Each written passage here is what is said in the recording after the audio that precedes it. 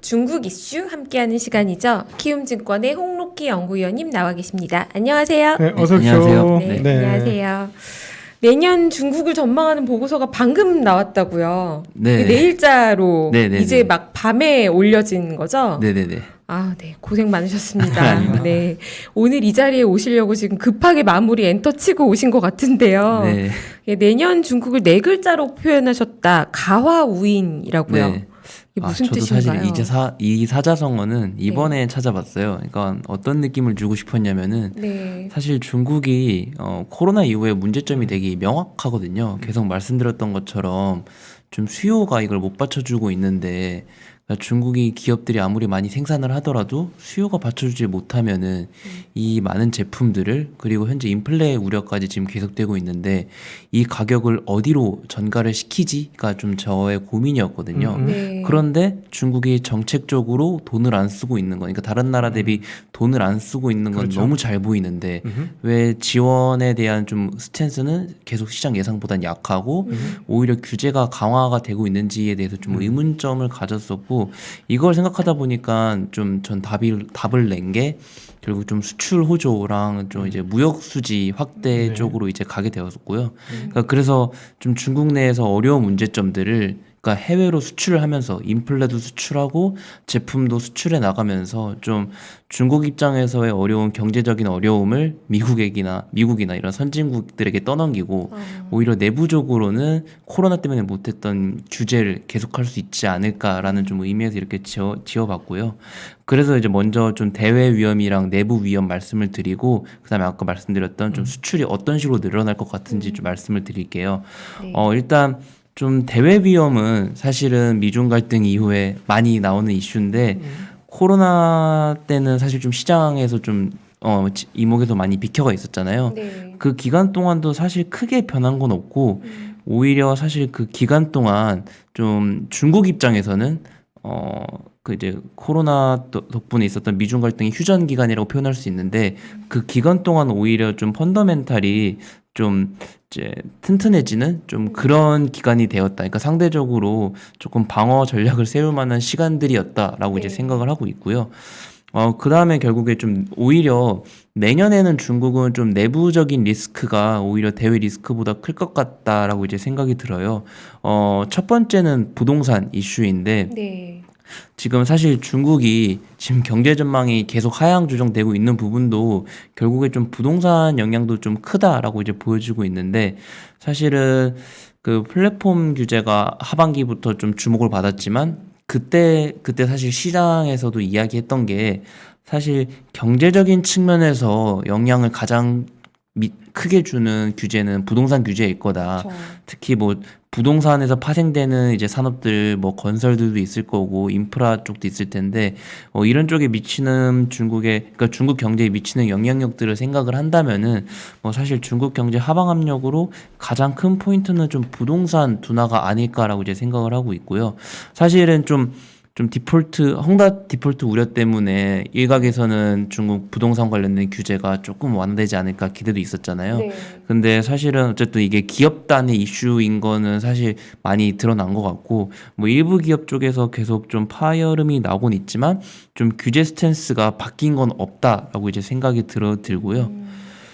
실제로 지금 덕분에 지금 중국 쪽에서 보면은 원래 이제 좀 대출, 지금 신용 공급에 의한 좀 부동산이 좀 많았거든요. 부동산 시장으로 신용에 의한 공급이 많았는데 지금 관련해서 전부 다 지금 증가율이 감소하고 있고, 실제로 그거 덕분에 중국이 원래 신규 착공이랑 그 신용 자극 지수가 원래 한 동행을 했었었는데, 네. 최근 들어서는 그 동행성도 좀 많이 약화되어 있는 흐름들이 보여지고 있어요.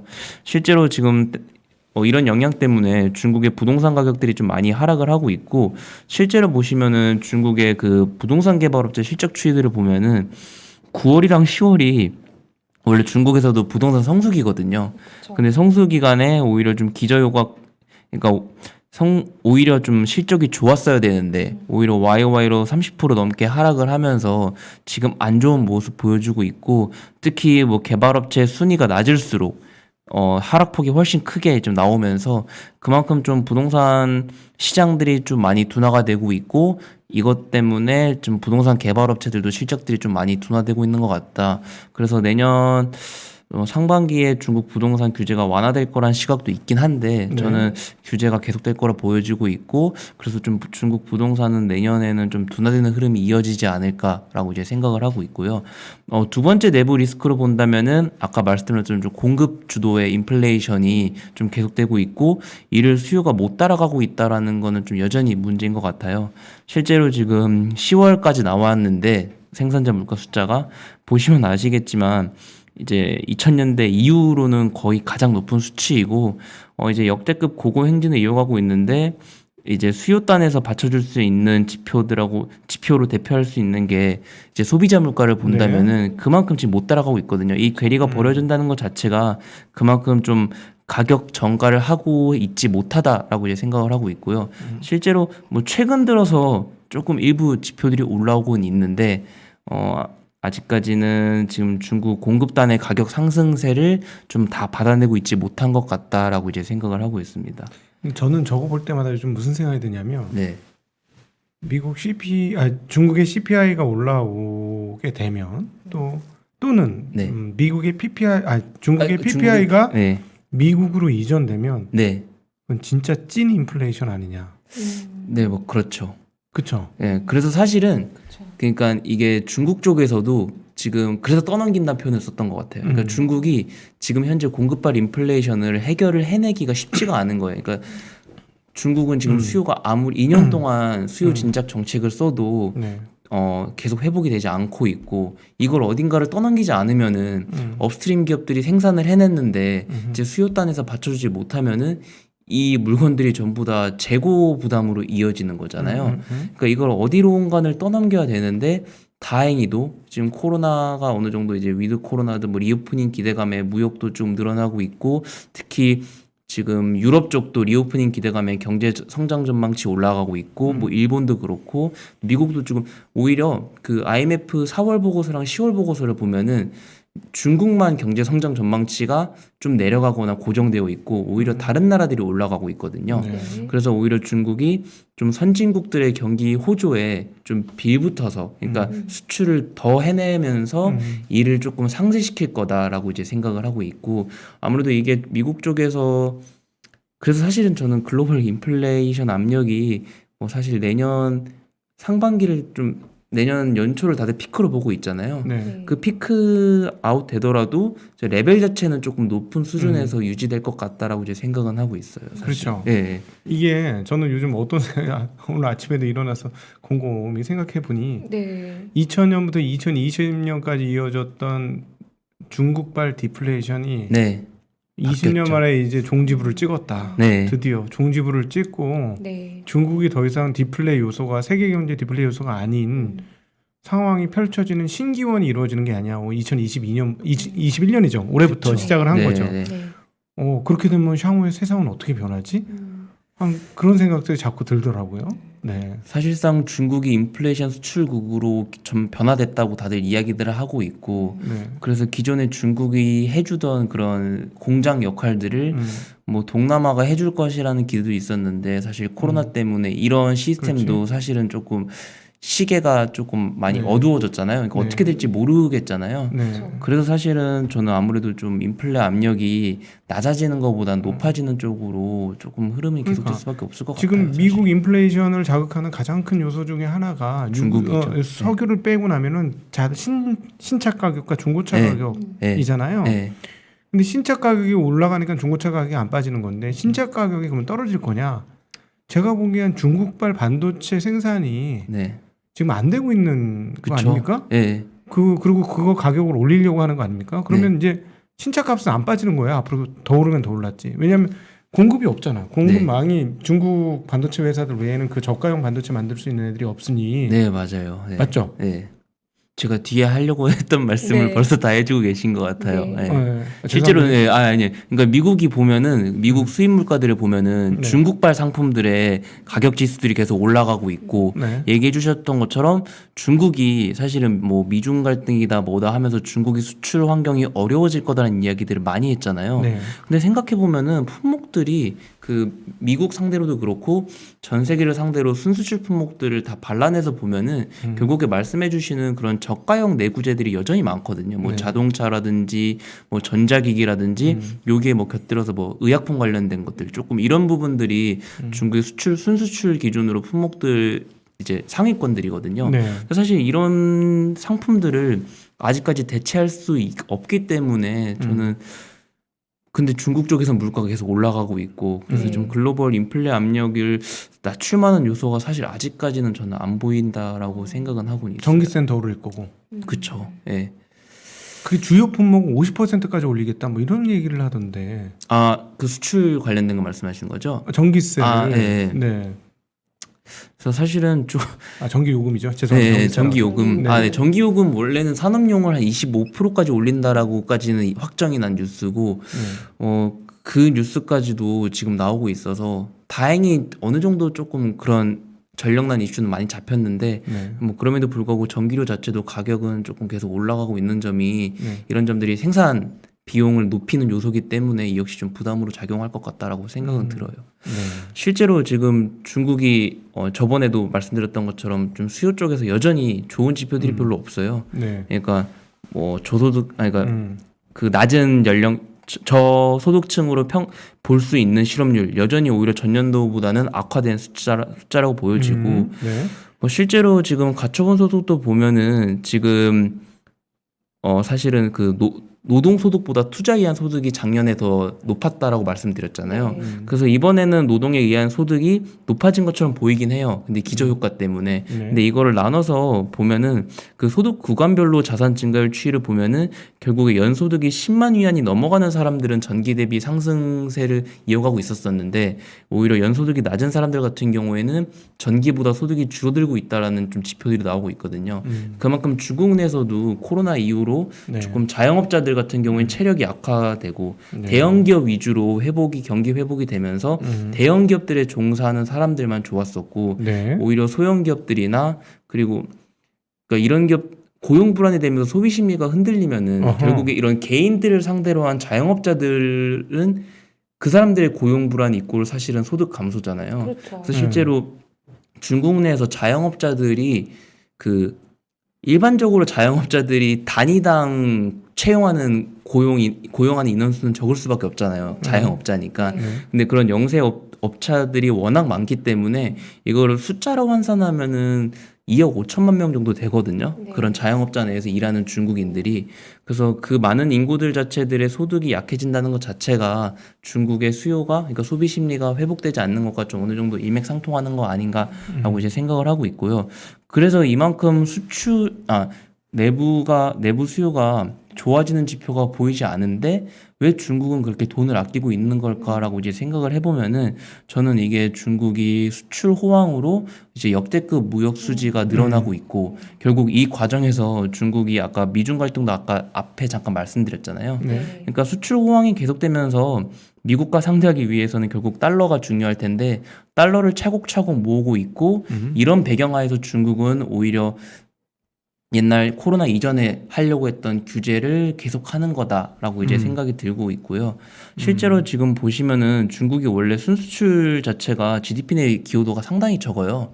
이게 코로나 2000년대 이후부터는 GDP 내 순수출 기여도가 좀 계속적으로 내려오기만 했었었는데 네. 최근 들어서 흐름을 보면은 지금 무역 수지가 계속적으로 늘어나고 있거든요.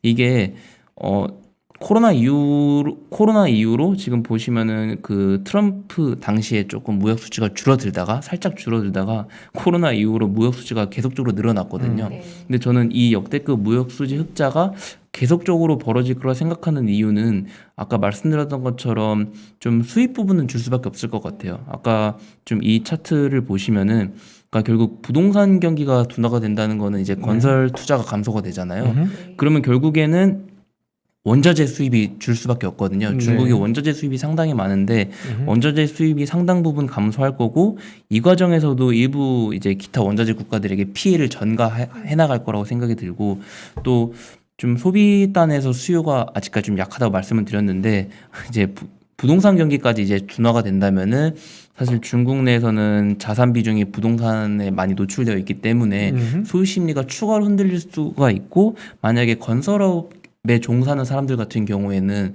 이제 건설 경기가 안 좋아져서 만약에 유휴 노동력이 추가로 발생한다면은 네. 이는 소득 불안이 더욱더 증가하는 이제 그림으로 갈 수 있거든요. 그래서 오히려 개인 소비가 추가적으로 이제 위축이 되면서 이제 뭐 기타 수입들이 일부 감소되는 효과까지 있기 때문에 조금 중국은 내년에는 수입이 뭐 원자재도 그렇고 기타 수입이 좀 줄어드는 그림일 거라 생각을 하고 있고 이거 덕분에 순수출은 더 늘어날 수밖에 없다라고 이제 생각을 하고 있고요. 실제로 저건 좋은 게 아닌데 그러면? 네? 그러니까 저런 케이스 지금 말씀해 주시는 네. 경우로 순수출이 증가하면 네. 중국에게 별로 중국 경기가 좋다라는 말씀은 아니신 거네요. 네, 그러니까 네. 저는 중국 경기가 지금 좋다라는 말씀을 드리는 것보다는 네. 지금 안 계속 좋은 글로벌에서 하향 조정폭은 제일 큰데 그럼에도 불구하고 지금 그 부양책을 좀 쓰지 않는 이유에 대해서 네, 조금 이런 네. 식으로 이제 수입이 감소되는 것과 이제 별개로 이제 수출도 늘어날 거로 이제 네, 뒤에 네. 편에 말씀드릴 건데 아니 그러면은 수출이 만약에 지금 수출이 다 체력을 버텨주고 있는 거잖아요. 네. 국내 경기 안 좋은 네. 거 수출로 그냥 달러 네. 빡빡 모으니까 그걸로 견딜 수 있다는 얘기인데 만약에 이제 수출이 꺾이면 어떻게 해요? 근데 이제 내년의 상황을 보면은 사실 글로벌 경기가 미국도 그렇고 유럽도 그렇고 사실 더 좋아질 거라 보여지고 있고 사실 중국이 수출 쪽은 그런 선진국에 많이 의존을 하고 있거든요. 말씀해 네. 주셨던 것처럼 사실 원자재들을 이제 신흥국도 많이 수입을 해내서 싼 내구재들을 만들어서 그런 선진국에 많이 갖다 파는 그런 구조였잖아요. 근데 그런 구조가 사실 트럼프 당시에 이제 미중 갈등 이후로 많이 변화가 되었을 거라고 이제 생각을 했었었는데 네. 사실 이걸 순수출 품목별로 이제 나눠서 보면은 거의 변화가 없어요. 그러니까 코로나 이후에 보면은 뭐 전자기기, 뭐 섬유 전자기기 비중이 압도적으로 높잖아요. 네. 그만큼 중국이 이제 값싼 내구재들을 많이 만들어서 팔아내고 있는 그런 구조들은 사실 거의 변한 게 없다라고 이제 생각이 들고 있고 이게 내년에도 사실은 중국이 수출이 조금 계속적으로 좋아질 것 같다라고 이제 생각이 들고 있어가지고 그 수출 늘고 수입 감소하면서 이제 무역 수지가 계속적으로 늘어나는 그림들이 계속될 것 같다라는 좀 생각이 들고요. 실제로 이런 부분들과 관련돼서 사실은 좀 자국 통화가 원래 약할 때가 수출에 조금 유리한 환경이잖아요. 그렇죠. 원래는. 네. 근데 이번에는 올해 같은 경우에는 조금 위안화가 강세 기조가 계속 네. 되었었는데도 오히려 수출 호조가 계속되고 있었거든요. 그래서 이거는 이제 사실은 좀 생산자 이제 물가가 좀 많이 높아지고 있었었는데 오히려 수출 가격의 정가를 해내면서 좀 물가 네. 안정을 시키는 좀 효과도 있었었고요. 실제로 지금 아까 말씀드렸던 것처럼 지금 미국 수입 물가에서 보면은 이제 중국 상품 가격 지수가 지금 계속적으로 올라가고 올라가네요. 있어요. 네. 그러니까 2015년도 이후로 끊임없이 내려오다가 지금 계속적으로 높아지고 있거든요. 야 미국 입장에서는 제발 너 사러 간다고 했던 콩하고 빨리 다 사가. 그럼 관세 낮춰줄게. 이런 입장이겠는데요? 네, 그렇죠. 그러니까 사실은 미국이 그러니까 트럼프 때는 되게 단순하게 그러니까 고유 관세 매기고 그런 농산품 사가라는 이제 좀 이제 스탠스를 취했다면 바이든은 조금은 좀 정치적인 그러니까 그런 부분보다는 좀 정치적인 명분들을 앞세워서 접근한다고 생각을 하거든요. 실제로 뭐 신장 위구르 지역에서 생산되는 제품들 같은 경우에 대해서는 뭐 인권을 명분으로 신장 위구르 지역 내에 전기를 사용한 뭐 제품이라든지 그 지역 내에 위치한 기업들과의 교류를 예를 들면은 금지한다든지 그리고 뭐 사실 뭐 탄소 중립 같은 정책들도 보면은 결국에 미국으로 리쇼어링을 시키겠다는 정책이고 이거는 장기적으로 중국과의 교역을 감소시키는 네. 그런 정책들로 이제 장기적인 그림에서는 중국과의 교역을 감소시키고 하는 그림들은 알겠는데 아까 품목들을 봤을 때 중국의 이런 값싼 내구재들은 아직까지도 국제사회에서 많이 통용이 되고 있고 이를 대체할 수 있을 만한 뭐 국가와 제품들이 없기 때문에 네. 뭐 이런 순수출 기조가 그러니까 저는 이게 뭐 평생 간다는 건 아니고요. 내년에 봤을 때 이런 글로벌 경기 회복세와 오히려 중국 내수 쪽의 부진이 겹치면서 좀 무역 수지가 늘어나고 이런 과정에서 조금 달러를 추가로 계속 쌓는 과정이 지속될 것 같다라는 좀 생각이 들었고요. 지금까지는 그런데 만약에 우리가 이제 소위 말하는 리오프닝이 돼가지고 네. 밖으로 돌아다니고 뭐 디즈니랜드도 가고 네, 이러면 네, 미국에서는 서비스 활동이 강화되고 네, 네. 서비스 활동이 강화되면 이미 노트북 작년에 다 바꿨는데 올해 네. 또 바꿀 필요는 없잖아. 이러면서 그렇죠. 아까 가전이나 이런 쪽에 그 수입이 미국 네. 기준으로의 네. 중국으로부터의 수입이 좀 줄어들지 않겠느냐. 이렇게 보시는 시각도 있으시거든요. 아, 네, 그렇죠. 그러니까 네. 사실은 그게 조금 유로존이라는 서비스 PMI랑 중국 수출 증가를 또 같이 그려보면은요. 네. 코로나 이후에 그 서비스 PMI가 살아나니까 중국 수출 센티먼트가 조금 안 좋아지는 네. 말씀해주신 좀 그런 흐름들은 있었었거든요. 예. 근데 저는 뭐 연간으로 봤었을 때 뭐 사실은 코로나 때문에 이제 막혔던 그 2년 동안 뭐 중국의 값싼 공산품들을 많이 구매했다라는 뉴스들은 사실 많이 접했었잖아요. 네. 뭐 그럼에도 불구하고 사실은 좀 품목들을 봤었을 때 음흠. 이게 그 리오프닝 된다고 하더라도 이 관련된 내구재들 소비가 확 줄 거냐라고 본다면은 저는 좀 그러진 않을 거란 생각이 들더라고요. 그래서 사실은 그러니까 이 수출 증가율이 지금 수준의 폭발적인 수출 증가율이 유지된다는 건 아니지만 안정되게 수출은 계속적으로 늘어나고 오히려 아까 말씀드렸던 내부 수요가 좀 둔화되는 요인 때문에 수입이 줄면서 그래서 이제 좀 무역 수지가 좀 늘어나는 그림이 계속되지 않을까라는 생각이 들었고 그래서 사실은 중국이 좀 외환 보유고가 그 2013년도랑 2015년도 그 위안화 쇼크들 있었을 때 외환 보유고가 상당히 많이 소실됐었잖아요. 네. 그러면서 사실 중국 외화 보유고 자체에 대해서 좀 말들이 많았었는데 사실 뭐 코로나 기간 동안 수출 계속적으로 늘리면서 중국 외환 보유고도 쌓이고 있고 은행권들 그리고 이제 중국 기업들도 이제 그런 외화 표시 예금들을 계속적으로 모으고 있다. 그러니까 중국이 달러들을 많이 이제 매입을 많이 모았다라는 점에서 좀 긍정적인 좀 그 안 좋은 시그널에서 긍정적인 시그널이 좀 이쪽에 있다라고 이제 생각이 들었던 거고요.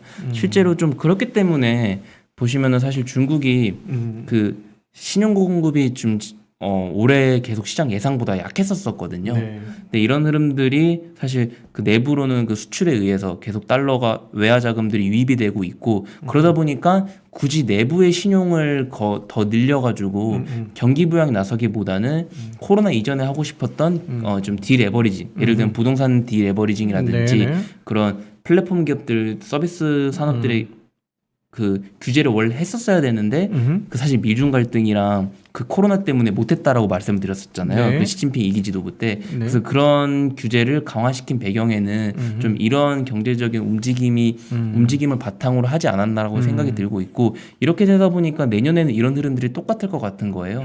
그렇다 보면은 사실 이런 그 규제 같은 스탠스가 뭐 내년 상반기라고 해서 풀릴 것인지라고 이제 반문을 해보면은 그렇진 않을 것 같고 이 국면을 활용을 해서 오케이. 규제가 좀 계속될 수밖에 없을 것 같다라는 그럼 생각이 논리는 듭니다. 결국 그거네요. 수출 살아있는 동안 규제 안 푼다. 네, 그렇죠. 왜냐하면 체력이 있으니. 네. 그러면 근데 수출만 가지고도 내년도 네. 성장률만 5% 만들 수 있을까요? 그러니까 5% 사실은 중국 경제 성장 전망치가 계속적으로 내려갈 텐데 그렇죠. 이 과정 내에서 굳이 중국이 그 정책적으로 이제 신용 공급이라든지 내부 부양에 조금 제 생각보다 시장 예상보다 적극적이지 않은 이유에 대해서는 좀 이런 배경이 있다라고 그렇지. 말씀을 드린 거고요. 네. 실제로 중국 경제 성장 전망이 사실 현재 제일 글로벌 대비 제일 하향 조정되고 있는 건 맞거든요. 네. 그래서 좀 그런 부분들이 아무래도 중국 투자하는 데는 조금은 마이너스로 작용하지 않을까라고 생각은 들긴 들어요. 그러면은 이제 영호님께서는 최근에 정말 독특한 흐름 중에 하나는 위안화 강세인데 사실. 네, 그건 수출로 인한 순수출 증가로 인한 달러 보유 증가가 네 그런 오히려 좀 역할을 했다. 펀더멘탈적인 측면에서 그런 좀 수출 증가되면서 달러를 계속적으로 데려오고 있었었고 그래서 실제로 보면은 그 이제 글로벌 외환 보유고 현황 보면은 네. 2019년도 연말 그러니까 코로나 이전이랑 지금 현재를 비교해 보면은 인민은행만 늘었거든요. 다른 나라는 그대로 유지되고 있었었는데, 그러니까 그만큼 이 기간 동안 좀 외환 보유고가 늘어나면서 좀 이런 부분들이 이제 위안화 강세 요인으로 좀 지지하고 있었다. 실제로 그러니까 펀더멘탈이 그래서 사실은 그 하반기에 위안화가 빠져야 될 요인들이 정말 많았잖아요. 뭐 네. 헝다도 있었었고 그렇죠. 전력난 이슈도 네. 있었었고 그럴 때마다 증시는 많이 흔들렸던 거에 비해서 위안은 상당히 견조했거든요. 그렇죠. 물론 이제 중국 채권 시장으로 들어오는 자금들도 중국 위안화를 받치는데, 그러니까 하방을 받치는데 일조를 했었을 텐데, 네. 저는 좀 이런 흐름들이 전반적으로 중국 위안화 자체 강세를 유지시키는 요소가 아니었나라고 이제 생각은 하고 있고, 네. 이런 흐름들이 내년 하반기까지 계속된다고 말씀드리긴 어렵겠지만 좀 상반기까지는 좀 계속되지 않을까라고 생각을 네. 하고 있고, 네. 이제 하반기에는 그 옛날 계속 말씀드렸던 것처럼 좀 당대회가 조금 가시화되면서 이제 이에 이런 당대회에 초점을 맞춘 조금 그런 정책 모멘텀이 커지는 업종들로 좀 쏠림 현상이 계속되지 않을까라는 네. 생각은 들어요. 네. 네. 아 오늘 사실은 6중 전에 결의도 한번 싹 다 들어야 되는데 네. 그러게요. 시간이 없네요. 그러게요. 참. 네. 그것도 들어야 될 게 참 많습니다. 네. 네. 네. 그럼 연구원님 보시기에는 당분간은 그러면은 상반기까지는 좋게 보시는 업종은요?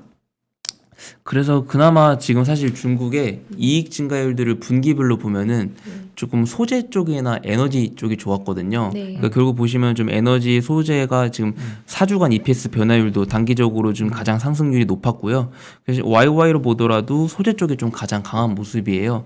이게 결국에 아까 말씀드린 것처럼 좀 공급 쪽 가격이 올라가면서 이런 부분들이 좀 기업들 이익에 반영되고 있는 건데, 이제 이게 만약에 수요가 못 받쳐주면은 이걸 장기간 계속될 수 없으니까 걱정이었는데, 이거를 내년 상반기까지는 수출로 뱉어내면서 버텨질 거란 생각이 들더라고요.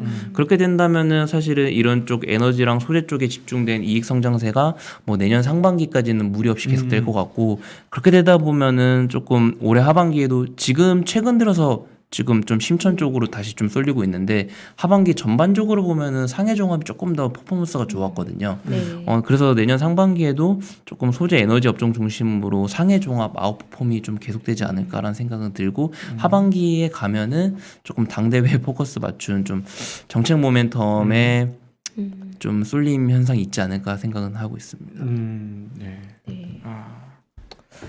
그렇군요. 전체적으로 봤을 때 한국 증시에 그렇게 뭐 아니, 우리는 계속 좋은 부양책 말이- 나오기를 계속 기다리고 네, 있는데 그 얘기가 네. 끝까지 안 나오네요. 네. 지금. 네. 우리가 막 안타깝네. 부양책 얘기 좀 한번 해주시지. 우리를 그래서 뭐 요즘- 선물 하나 주고 가셔야 되는데. 네. 그래서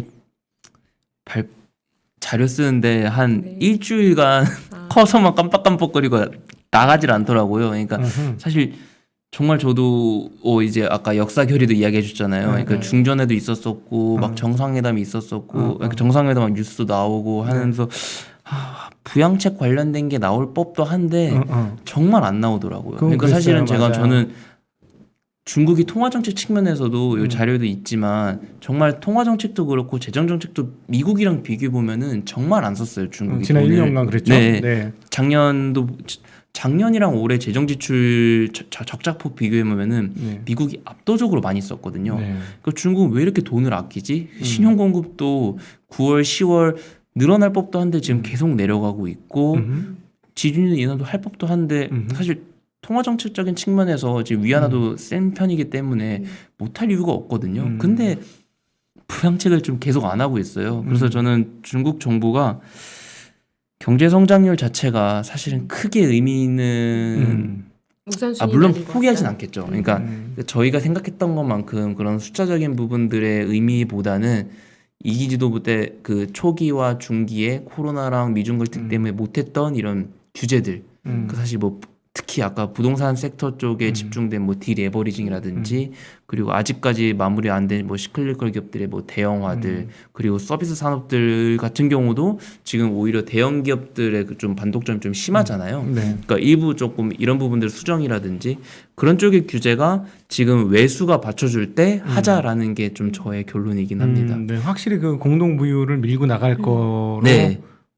보는 거고. 네네네. 그다음에 공동 부유를 밀고 나가려고 하면 더 이상 인민들의 그 빈부격차를 심화시킬 부동산은 열어줄 수가 없어서 신용이나 작은 공급 같은 거는 앞으로도 당분간 없을 것이다. 여기서 이제 더 버블을 허용하다가 아예 이제 버블이 터지느니 그러니까 아직까지 핸들링할 수 있는 버블일 때 네. 이제 규제를 하자라는 정책인 것 같고, 다행히 우리가 지금 이 규제를 당분간 할 수 있을 만한 돈이 외부에서 와주니까 우리는 규제를 계속 할 거다라는 게 뭐 사실은 기본적인 논리고 그러다 보니까 이게 결론적으로 정말 좋은 뉴스가 아닌 거예요. 국내 증시로 생각을 했었을 때. 아, 영훈님 혹시 중국에 친구들 많지 않아요?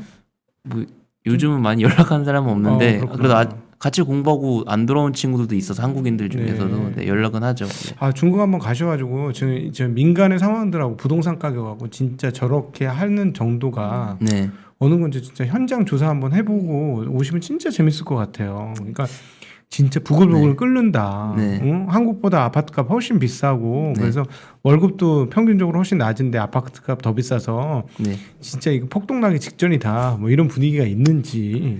예. 갔다 오면 바로 재밌는 얘기 또 여기 와서 또 네. 말씀드려야죠.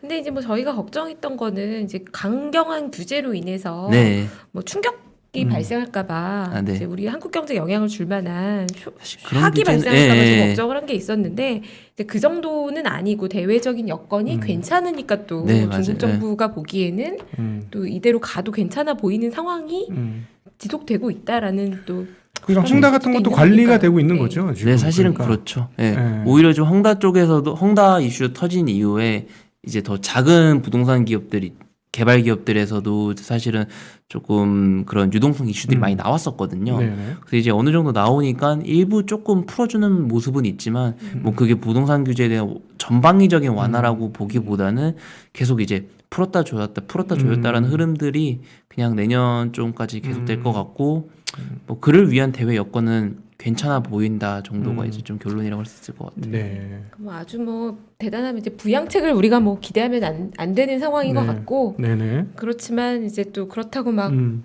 엄청 불안한 헝다 때문에 불안했던 네. 것처럼 그런 상황은 아닌 것 같다. 관리 네. 가능한 수준 안에서 네. 정책적 기조가 유지되고 있는 것 같다. 네. 뭐 이렇게 보면 되지 않나 사실은 싶네요. 중국이 대단히 큰 실험을 하고 있는 겁니다.